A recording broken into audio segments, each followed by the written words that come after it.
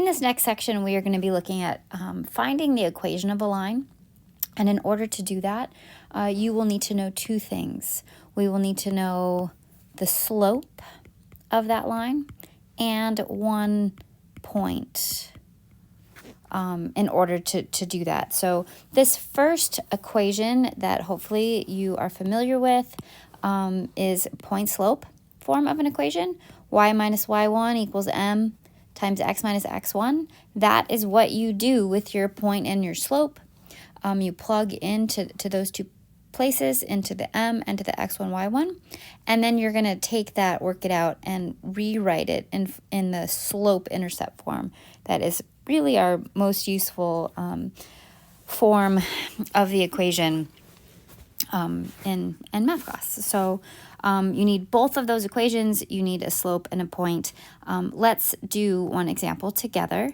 In example 3, we are going to, we're being asked to find the equation or write the equation of a line, and I'm given the slope, that was number 1, and a point. Perfect, the two things I needed, I am given.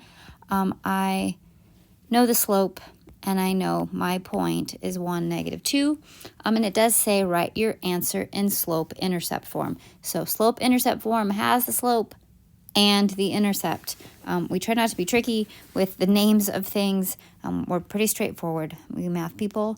So that is what I'm looking for. So I have a point and a slope, so I am going to use that first equation, my point-slope form, to set up the information I was given. So I know my x1, y1 are my 1 and -2. So I have y minus, and y1 was -2, equals my slope is 3, and then x minus my x1 is 1. So I plugged in all the information. That's the first part, plugging it all in, and then the second part is going through and simplifying. I've got y minus a -2, which is y plus 2. I'll distribute that 3. And my very last step is just to get y by itself, get rid of that 2, and I end up with y equals 3x minus 5. That is an equation that goes through that point and has a slope of 3.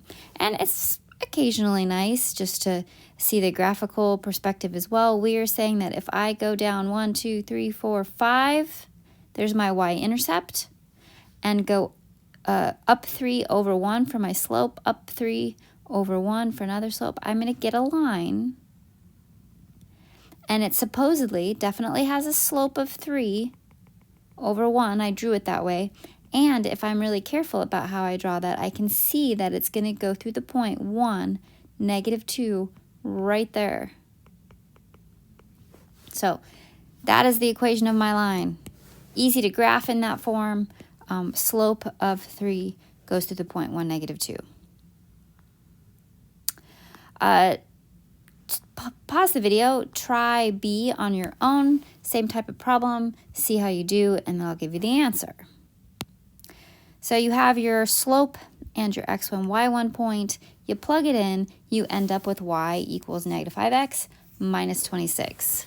Now, I have a feeling in your homework, they're going to ask you to graph some of these problems. And just be aware, I know that because this is the form we frequently ask, you may have difficulty graphing that using the slope and the y-intercept. You're going to be given a grid.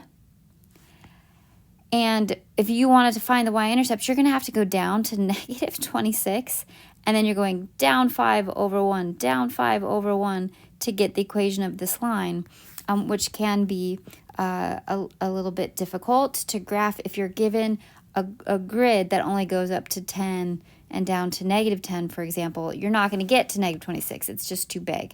So be aware, it's entirely possible to graph without that. You could have graphed first. You know a point that it goes through. Just go to -6, 1, 2, 3, 4, 5, 6, +4, plop your point down, and then use your slope down 5 over 1, down 5 over 1, and then draw your graph in. So if this were the equation and I was graphing it within your Cengage program, notice I'm not going to see the y-intercept to graph it.